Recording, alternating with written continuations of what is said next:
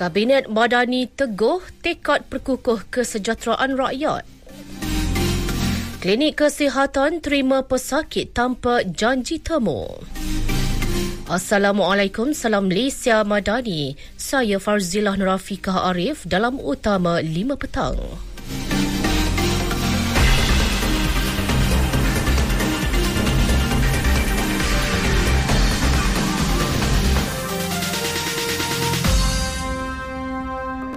Jemaah Menteri menzahirkan harapan serta komitmen untuk terus memperkukuh kesejahteraan rakyat dan kestabilan negara dalam mendepani cabaran mendatang. Harapan dan komitmen itu dizahirkan menerusi perutusan sempena Tahun Baharu 2026 yang dimuat naik dalam platform media masing-masing. Timbalan Perdana Menteri Datuk Seri Dr. Ahmad Zahid Hamidi menerusi hantaran di Facebook menyeru nilai kebersamaan, saling menghormati serta semangat membina masa depan yang lebih sejahtera terus dipelihara demi agama, bangsa dan negara. Menteri Kesihatan Datuk Seri Dr. Zulkifli Ahmad pula berkata, seiring dengan penekanan terhadap usaha memperkasa tahap kesihatan rakyat, tahun 2026 akan menjadi fasa penting untuk memperkukuh reformasi sistem kesihatan negara. Turut menyatakan harapan Menteri Digital Gobind Singh Dio, beliau menyeru rakyat menyambut Tahun Baharu dengan semangat dan optimisme. Selain menekankan kepentingan perpaduan serta usaha berterusan untuk membina masa depan negara yang lebih progresif, inklusif dan berdaya tahan. Mengulas mengenai cabaran global yang semakin pantas berubah, Menteri Sains, Teknologi dan Inovasi Chang Lih Kang menggesa semua pihak agar melangkah ke hadapan dengan keyakinan, kebijaksanaan dan semangat kebersamaan. Dalam pada itu, Kerajaan Madani kekal komited memperkukuh kedudukan Sabah dan Sarawak selaras dengan semangat Perjanjian Malaysia 1963 MA63. Menteri di Jabatan Perdana Menteri Hal Ehwal Sabah dan Sarawak, Datuk Mustafa Sa'mud dalam kenyataan berkata, sehingga kini 29 perkara MA63 telah dibincangkan, 13 perkara berjaya diselesaikan, baki 16 perkara lagi sedang dirunding secara berterusan dalam Majlis Tindakan Pelaksanaan MA63. Pelbagai geran disediakan Kementerian Pelancongan, Seni dan Budaya MOTEC bagi melaksanakan program sepanjang Tahun Melawat Malaysia 2026 TMM 2026. Timbalan Menterinya Chio Chun Man berkata, geran tersebut disediakan untuk merancangkan lagi aktiviti kebudayaan, pelancongan dan kraf tangan. Menurutnya, TMM 2026 bakal menampilkan lebih 300 program dan acara sepanjang tahun. Sementara itu, Terengganu menerima peruntukan RM29 juta melalui MOTEC tahun lepas yang bagi membaik pulih infrastruktur serta kemudahan asas di pulau serta pantai di seluruh negeri. Exco Kerajaan Negeri Datuk Razali Idris berkata, projek baik pulih itu sebagai persiapan menjayakan kempen TMM 2026. Bagi tahun ini pula, Terengganu telah menerima geran peruntukan RM15 juta untuk tujuan sama. Di Johor, lebih 100 program dan acara pelancongan dirangka bagi TMM 2026 dan Tahun Melawat Johor. Perkara itu dimaklumkan Pengerusi Jawatan Kuasa Perumahan dan Kerajaan Tempatan Negeri, Datuk Muhammad Jafni Mat Syukur. Program yang dirancang merangkumi festival, acara sukan, kebudayaan dan eko pelancongan dengan skala 2 hingga 3 kali ganda berbanding tahun-tahun sebelumnya. Antara acara utama yang dijadualkan berlangsung sepanjang tahun ialah Festival Layang-Layang, Majestic Johor Festival dan Ledang Climb Baton. Pelaksanaan beberapa inisiatif baharu berkuat kuasa hari ini menerima reaksi positif warga kota. Ini termasuk pelarasan kadar saman JPC dan PDRM serta Perintah Khidmat Masyarakat bagi kesalahan membuang sampah. Kita membaiklah dalam kerajaan yang buat tu kan. Supaya kita dapat mendisiplinkan untuk pengguna-pengguna jalan raya yang ada dan juga untuk disiplinkan kita untuk bayar saman dengan Pak dan Surau. Supaya kita dapat diskaun yang banyak daripada kerajaan.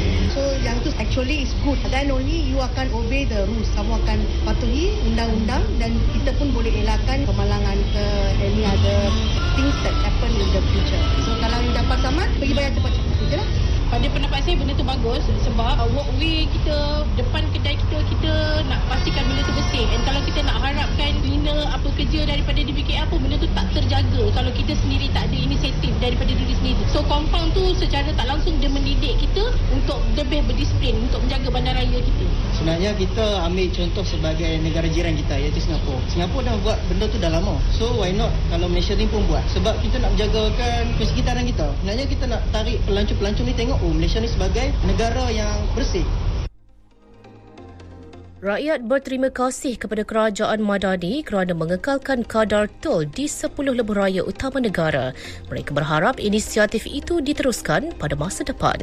Memang kita menyokonglah. Memang membantulah. Sekarang ni kalau kita nak ke mana pun semua. Tak banyak pun duit minyak lepas lah. Betul. Terima kasih lah BMX dapat membuat perkara ni. Yang lain-lain tu kita dah tengok banyak dibantu. Yang ni satu bantuan yang baik lah. Saya ambil kesempatan ini selalu balik kampung, senang sikit lah. Belanja kurang, jimat banyak. Saya ke utara sampai Penang. Terima kasih ya. Terima kasih kerana memberikan peluang kepada kami untuk menjimatkan lebih banyak duit, dan penjimatan ini memberi kami untuk menampung kos sara hidup yang lebih tinggi, dan juga kami dapat kerap pergi melancong dalam negara. Dan yang di samping itu menambahkan lebih banyaklah untuk industri pelancongan dalam negara kan.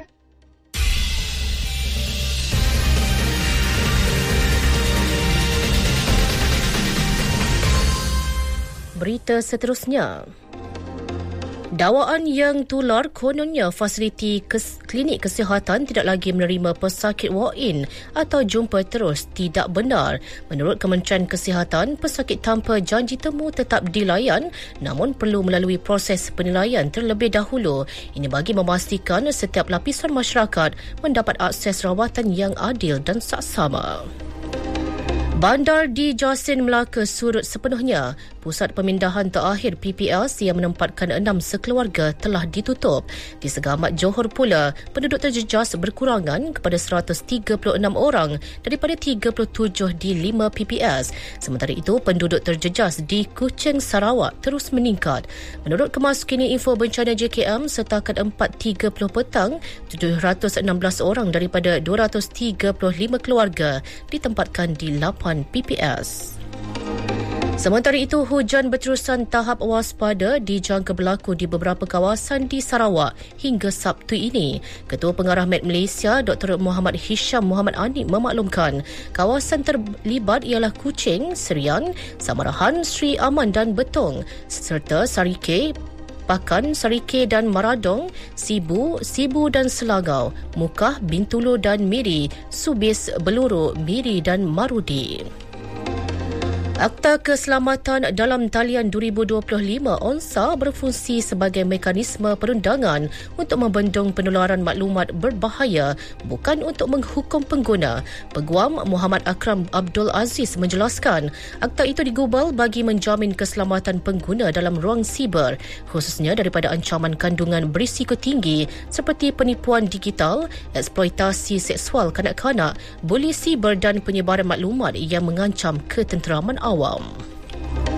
Berkongsi pendapat, Peguam Siti Nur Syahidah Ismail tegas beliau ONSA tidak memadamkan kebebasan bersuara atau menutup ruang bersuara, sebaliknya meletakkan sempadan munasabah agar hak tersebut tidak disalahgunakan.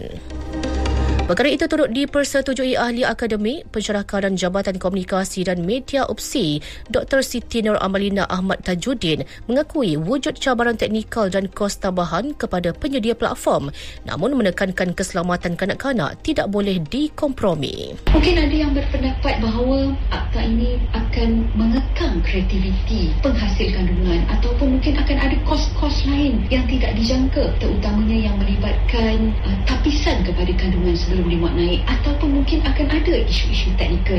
Namun apa yang ingin saya tegaskan apabila ia berkait dengan isu keselamatan terutamanya yang melibatkan kanak-kanak, sudah pasti tidak ada kompromi kepada perkara ini.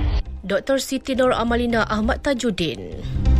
luar negara, 128 wartawan terbunuh di seluruh dunia pada 2025, lebih separuh daripadanya di Asia Barat. Setiausaha Agung Persekutuan Wartawan Antarabangsa IFJ, Anthony Belaga berkata, jumlah korban yang membimbangkan itu dianggap sebagai amaran merah untuk ahlinya. IFJ turut menyuarakan kebimbangan terhadap situasi di wilayah Palestin. Disampaikan tajuk utama sekali lagi. Kabinet Madani teguh tekad perkukuh kesejahteraan rakyat. Klinik kesihatan terima pesakit tanpa janji temu.